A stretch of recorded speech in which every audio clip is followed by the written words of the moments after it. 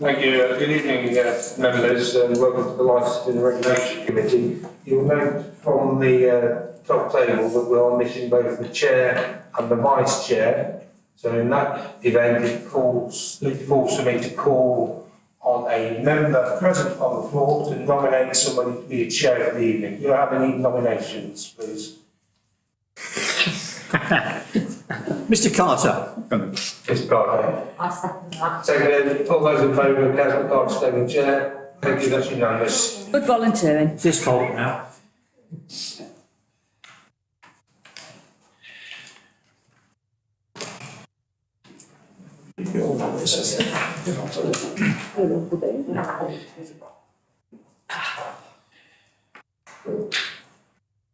In accordance with the Openness of Local Bodies Regulations 2014, this meeting has been live streamed and may be otherwise be recorded, filmed or communicated on other media platforms. The recording of this meeting will be made available on the Council's YouTube channel shortly after the meeting. Both councillors and officers in attendance are reminded to make full use of and to speak clearly into the microphones available at all times. A reminder that mobile phones should be turned off or put on silent mode. Those present at the meeting should refrain from taking telephone calls.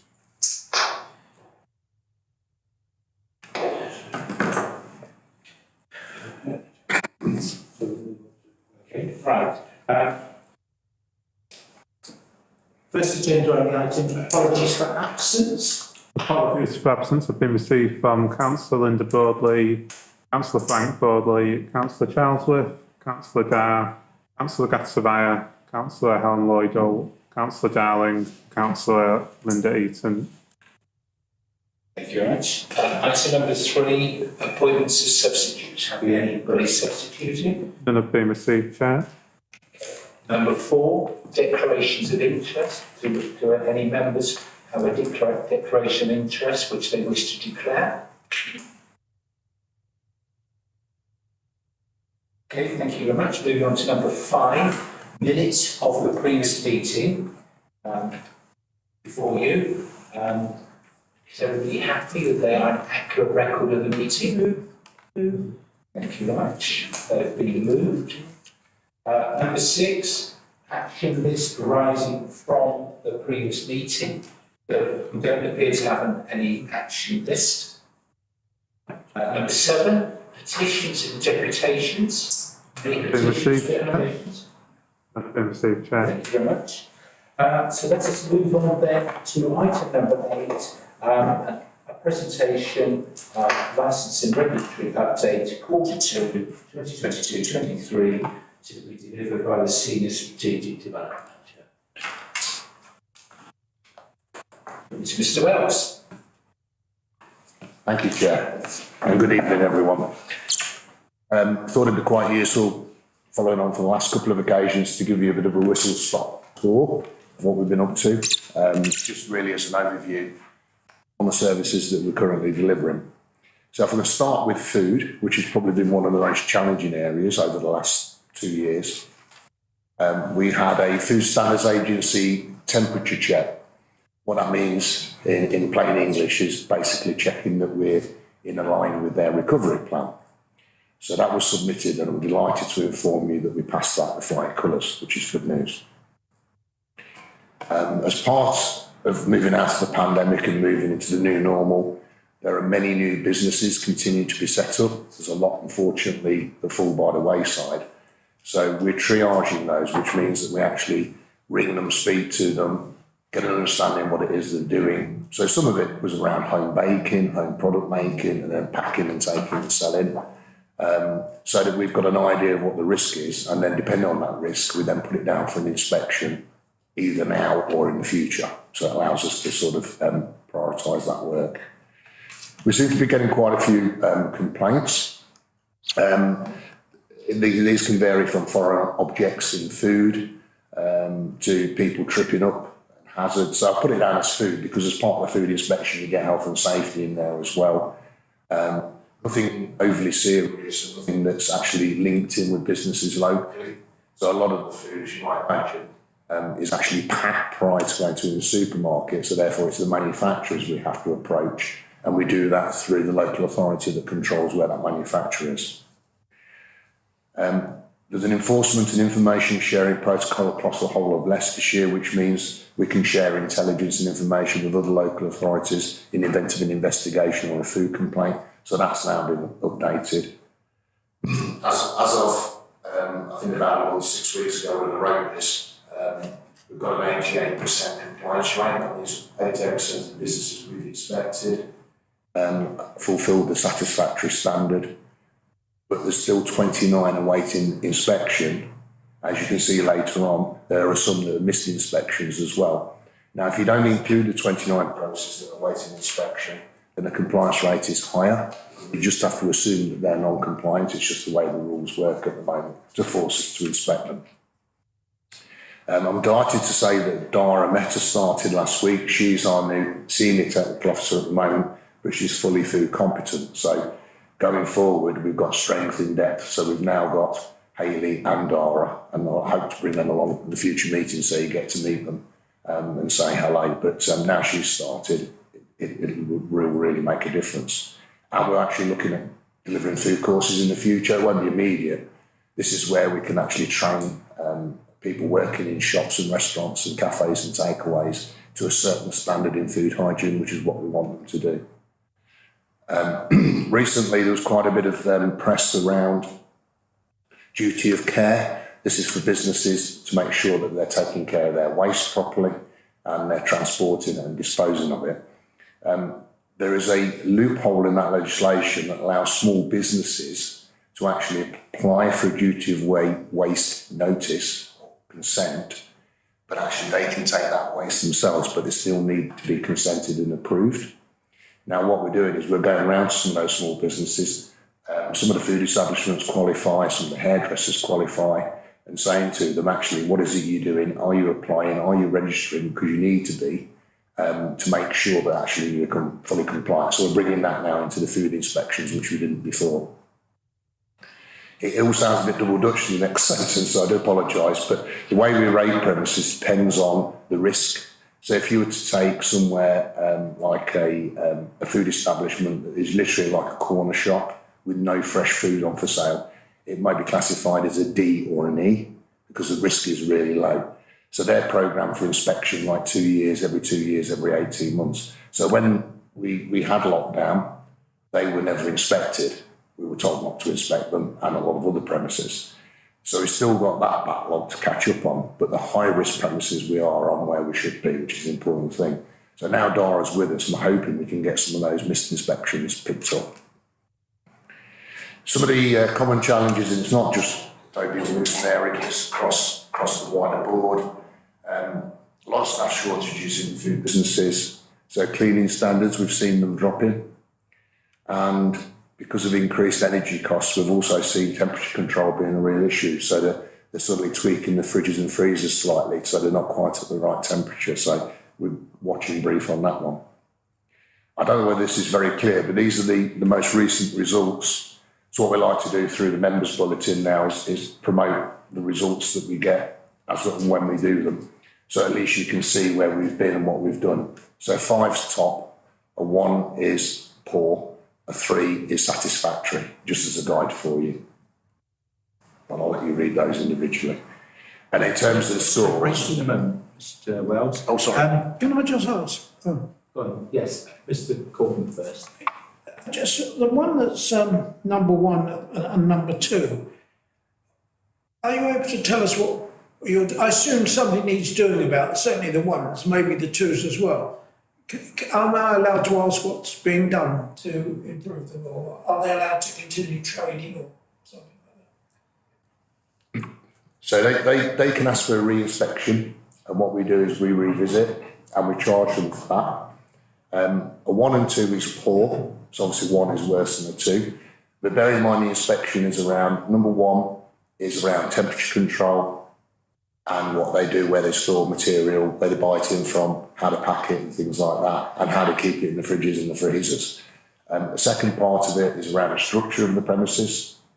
And the third part of the assessment is actually your confidence in the management and their processes and procedures. So sometimes you'll get a low score, but the low score might be actually they haven't got the paperwork in place. So we assume, therefore, they're not fulfilling all the requirements that are required for the paperwork. So what we will reschedule is a further visit within 3 months to anything that's below a 3.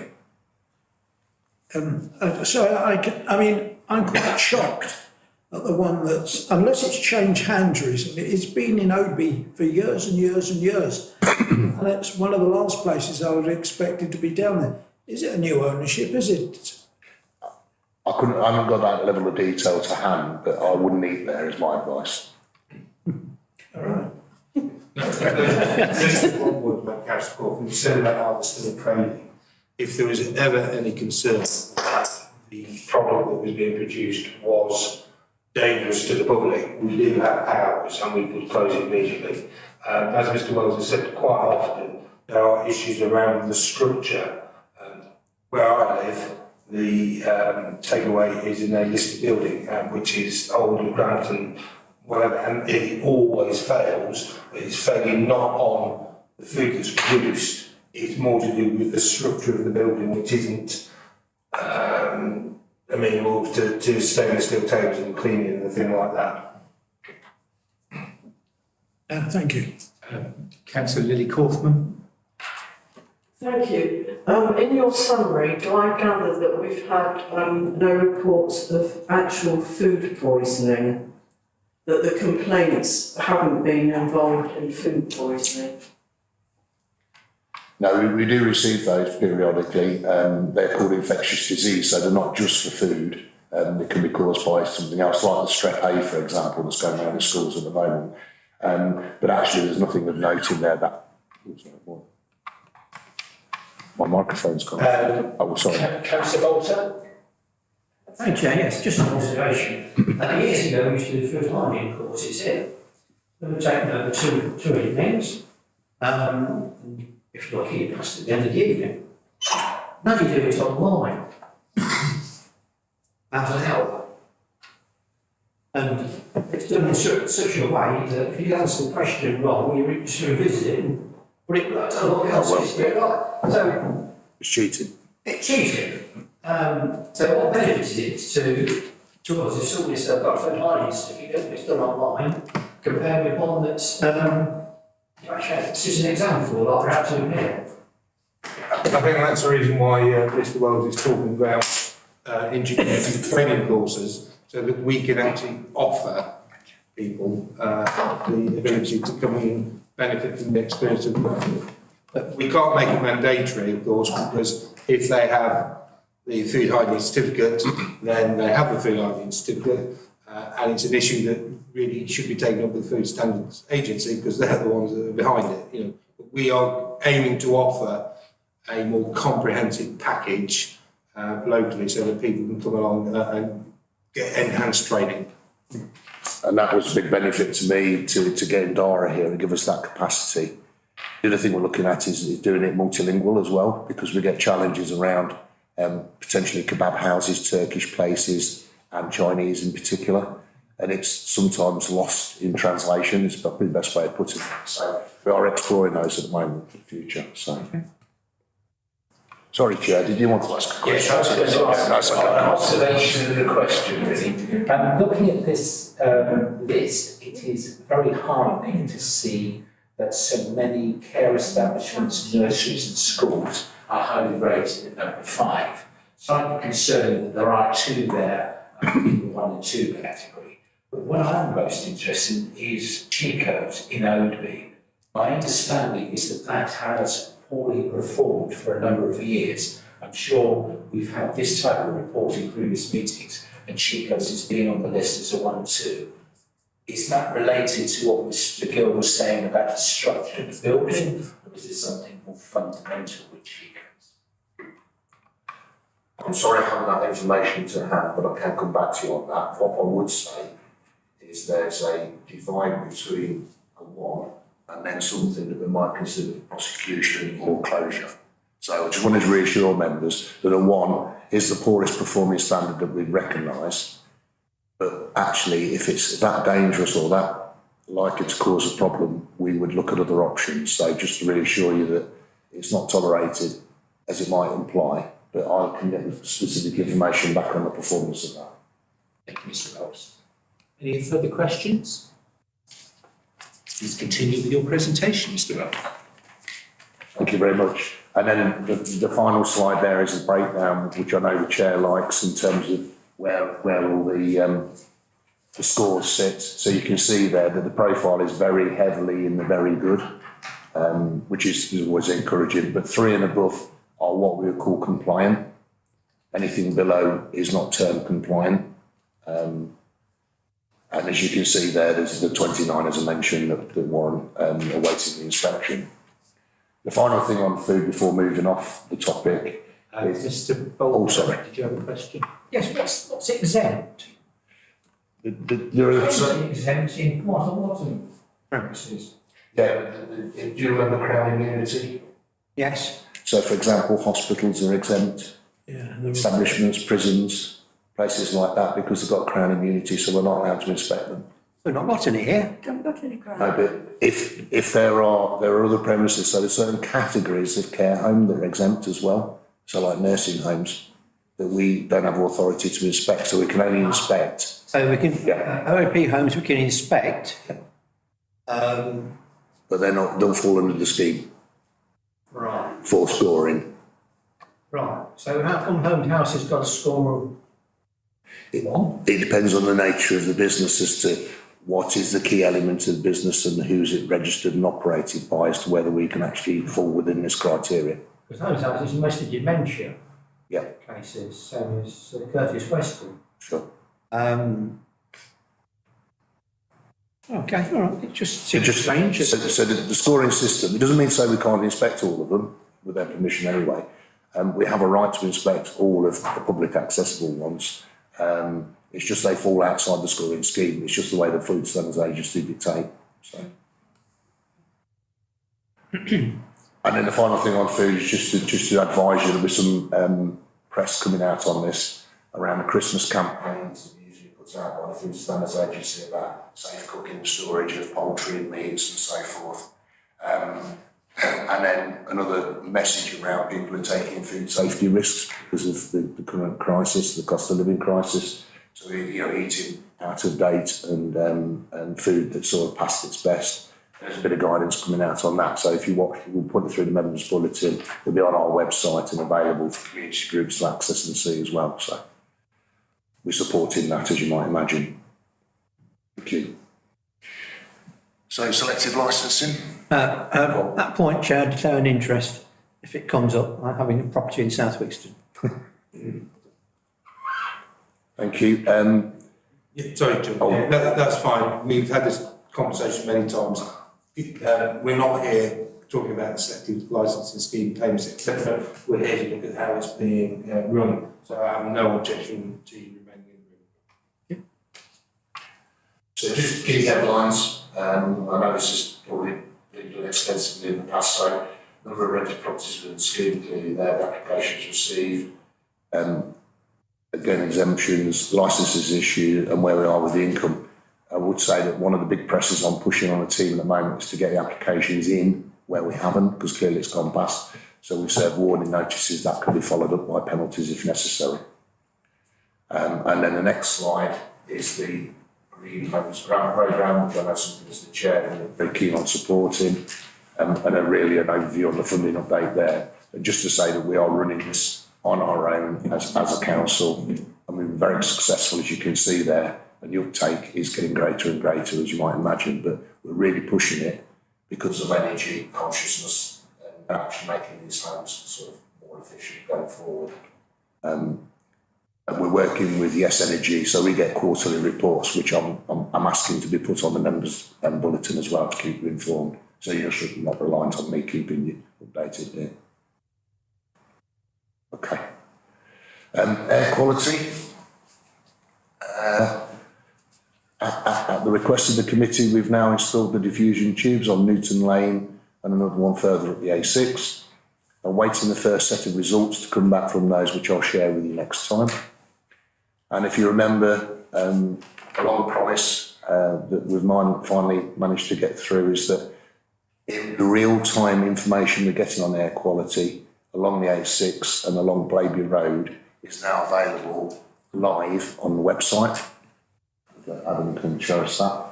So there's this UK air quality website, the link is in the presentation. Please click on it. You can then see all the levels, so depending on where it is, and it's got photographs showing you where the locations are, it's showing you nitrogen oxides, particulates, ozone, all the pollutants you might imagine, and it's actually plotting them over a period of time. So if you go to the, it also shows you the pressure, because atmospheric pressure plays a big part in pollution, as you're probably aware. But I think the important thing for me is that actually this has never been available publicly now, but anyone can access it, and it's actually hosted for us, so we haven't got to do anything. It just pulls the data off and transfers it over. If you close that, if you wouldn't mind, Adam, please, and if you zoom out, you can see it gives an indication on the level. So you see on this big scale on the left where it goes from blue down to yellow, the 10:1. Obviously, the higher the index on that, the worse the air quality as a whole. And what it does is it shows you across the country where others have done the same thing. And we're the first one in Leicestershire, apart from, well, certainly Leicestershire, sorry, to have ours on there. Leicester City's got one on there, and we've got two now, so I'm hoping to build that moving forward. So there you go, you can see them now across the country. It's interesting to know, you know, when you get these cold days like we've had today, where it's really crispy and bright and stuff, how air quality impacts on that. So just have a look, and if you've got any questions, just let me know. Licensing, I spoke with the chair a few weeks ago about some of the data, a couple of months ago about data. So what we thought would be useful was actually compare, you probably remember that the driver and vehicle policy was updated, and there were new requirements that came in this year around age of vehicles and pollution from the vehicles. So what I've done there is tried to give you some data as of the 1st of June last year, number of vehicles licensed compared with the 1st of June this year, the average age and the average emissions from vehicles. Now, you could say that probably it's too soon to see whether the policy is taking a real impact or change, but actually both sort of the data showing us it's going in a positive direction. You might argue that actually new vehicles are less polluting than the older vehicles, so it is working. But I thought that was useful to show. In terms of registrations and licences, I think one of the members was asking for that previously. We've got 155 on the database. This is like your hairdressers, your acupuncturists, your animal establishments and so forth. And we're going through all of those to make sure their licence or registration is up to date. If it isn't, we're pursuing them for that. And then we've actively got 5 large-ish enforcement cases we're following through on. Councillor Bolton. Yes, we've seen an increasing number of vehicles registered in Wolverhampton using it said that they are cheaper to register in Wolverhampton than what they are in Oakland Mixler. Could well be the case. But we've got to be careful that price sells out to the market and make more people go to Wolverhampton to us. So I know it's a balancing act, it's maximise the income we can. Yeah. At the same time, we don't want to frighten them all off, so we don't get any income at all. True. I don't know how we're going to manage that, but is the Liverpool perhaps answer that? Thank you, Councillor Bolton. Yes, it's interesting because we've just been looking at various other authorities and how they process their applications. Here, the current standards are that if you provide all your documents to us and they're all up to date correct, we will give you a licence to play within 5 working days. Wolverhampton say that they will take 30 working days. And also, Wolverhampton say that if you want it in 2 days, you can pay a non-refundable deposit. And we will try and get it out in 2 days. And if they miss the 2 days, well, you've lost your money. It's interesting that Wolverhampton has nearly 2,000 vehicles that are registered to them. And as you're well aware, a Hackney carriage that is licensed in anywhere in the country can operate anywhere else in the country, provided it's being used as a private hire vehicle and it's not private hire. We have just benchmarked against all of the vehicles in all of the surrounding counties for next year's fees. The reality is, for an area of 9 square miles, 366 taxis is a lot. You could have one on every street corner. You wouldn't have to wait for them, in theory, because there's so many. But a lot of our vehicles actually work elsewhere. They work in the city. I'm aware of one driver who is licensed with us and works in Kent. But we are mindful that if we overprice ourselves, then we lose these drivers. Councillor Kaufman. Yeah, I wonder if you could give us some idea of what's these 5 cases being investigated. Are they all on a particular theme, or is I don't want to know the individual names of it, but what are they all investigating? In terms of investigations, a number of them are where people who are registered here are actually flimping, is the phrase. They're actually private hire in the city and standing on the handicap roads in the city, which they shouldn't be. It's a quirk of the legislation that only the enforcing authority can take action against a licensed vehicle. Unless you are private hire and driving down the road. It's very complicated. If you're standing in the city and flipping, then we would deal with it. If you're applying for hire, then the city will deal with it. The general position is that they refer it back to the authority who's licensed them. There's a couple of allegations of poor behaviour that have been made against the drivers, and they're being investigated for that to see whether or not they're breaching the licence conditions. But nothing serious, because if it was serious, then there would be an automatic revocation. We wouldn't allow the driver to continue to drive if we considered that driver to be a danger to the public or the road users. So, the old problem that we had of Leicester taxi drivers, Hackney carriage drivers picking up from the university halls of residence, which was serious at one time, that's not reoccurred. As far as you're aware. As far as I'm aware, no. I mean, the complaints are actually the other way around, about our drivers operating in the city. And in the same, of course, taxi drivers are very territorial and can get quite feisty on occasions on the roads. At the moment, we don't have an issue.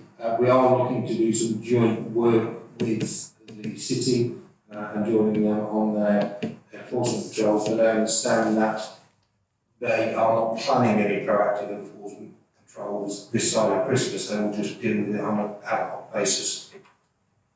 Just take the cash.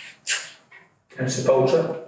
We used to have the quite frequent pulling in for taxi drivers on a Friday night, checking vehicles, etc. I'm not seeing the report about that for some time. Is it ongoing now or not? And the second question, Chair, excuse my ignorance, but there's a word down here, I don't know what it means. I shouldn't ask the question. It's something, microblading? I don't know what it is. Should I know? Should know. Mr Gill. No, I'm not sure I know. Microblading is where a very fine blade is moved across the skin to remove penicillin. It can also be used around eyes. It's not medical procedure, there's no incision, but it is one of the things that we're trying to address, as Mr Wells has said. That now that we've got the new technical officer, the plan is to push forward and make sure that all of those premises are licensed. In terms of enforcement, yes, we used to. We haven't done it for a while. Obviously, we had COVID, and then since then the concentration's been elsewhere. there's no reason why we can't do, but generally when we do those sort of things, council board, it's done jointly with other authorities. So for example, a couple of times a year there will be an operation at Eastminster Airport where taxi drivers from across the region, not just Leicestershire, but from Nottinghamshire and as far as Sheffield and Lincolnshire, will go and deal with the vehicles because they will be dealing with their own vehicles, and that's the point I was making about an authority can only deal with its own vehicles, can only enforce against its own vehicles. But it's certainly something we could look at going further. But as you well know, Councillor Bolton, the minute word gets out that we're out there stopping taxis, anybody who wants a taxi isn't going to get one because they all go out. Yes, I get phone calls from taxi drivers saying, why are you stopping my taxis? Yeah. But it does prove the point though that we do pull them off the road, and very often we do find taxis which are questionable, shall I say? So the drivers sometimes questionable whether they're actually licensed taxi drivers or not. Yeah, there's a bit of an issue on it in the sense that we don't have our own depot where we can take them. We don't have qualified people that are available out of hours. So certainly in the city, then if they do an operation, then we'll open up their mechanical workshop. And again, North West, they have their own workshop and they will direct them to that. It's a bit difficult when you try to stop them to check them, and we don't have anybody that we can send them to because we don't have an MOT testing station. There's one MOT testing station that we use in the borough on Chartwell Drive, and the other one that we use is across in Thurmaston. The one that we used to use in Blaby, down off the Western Bypass, closed down suddenly during the summer. Councillor Lily Cawthorne. Thank you. What is TEN in that list? On the licensing table, a 10 is a temporary event notice. So what that means is that if a premises is not licensed, normally, then they can have a temporary licence to sell alcohol at those premises, provided that the applicant for the 10 is a personal licence holder. Okay, thank you. The other thing is, how does Uber come within licensing? Do we have any input with Uber, or is that a different kettle of fish?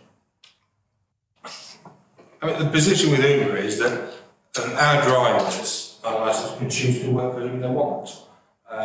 If they're acting as a private hire vehicle, they have to have an operator. So Uber is one of the operators. They don't operate in the borough without consent, but you do quite often see the vehicles driving around. And to be fair, when we've had complaints about vehicles that are ours that are operating through Uber, they have been quite amenable to provide us with information and assist us, because obviously they have their reputation damaged by drivers behaving badly. Okay, thank you. Thank you very much. Mr. Wells, continue. Thank you. Just to answer Councillor Bolter's question in a bit more detail, microblading is a semi-permanent form of cosmetic tattooing. And unlike traditional tattoos, I don't know whether you wanted me to book you in, but so where you use a tattoo gun, microblading uses a blade-shaped tool with a row of tiny, barely visible needles in it. So it's a form of tattooing.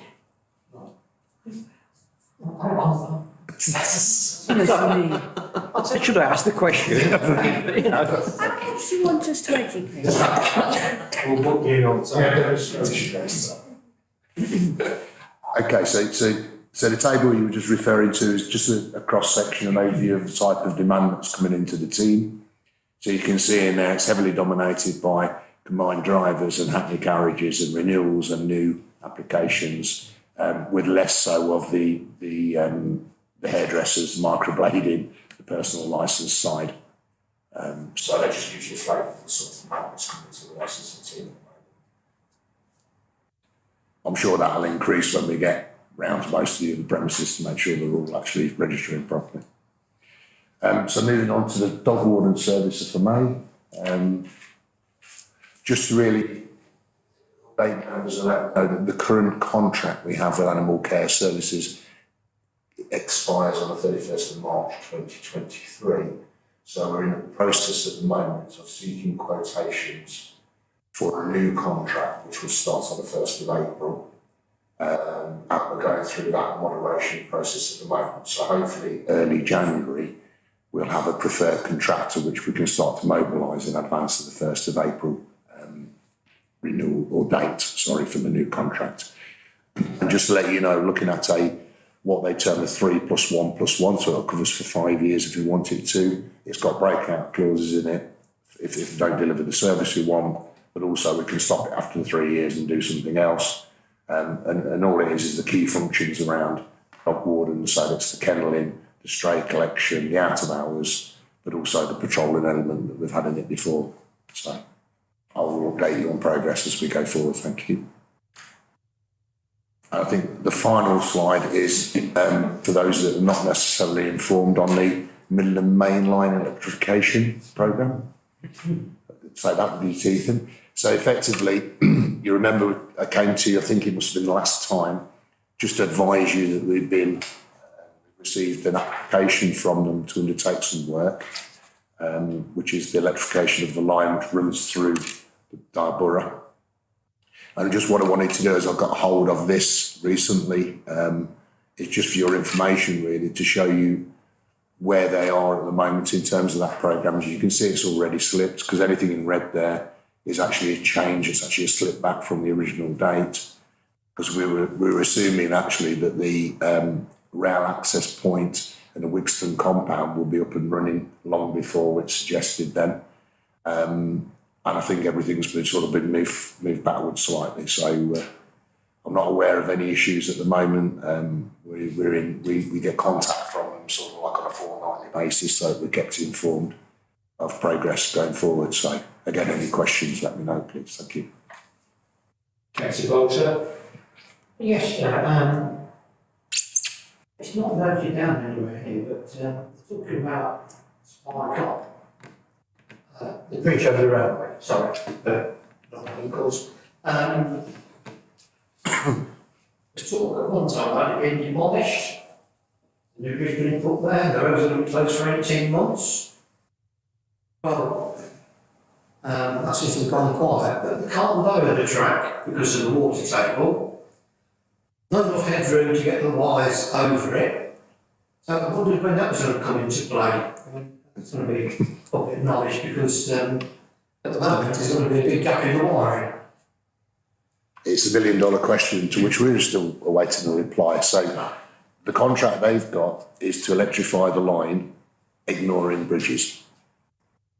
So as far as they can up to a point, and then it'll be the traditional junction, if you like, up until another point, and then they'll carry it on.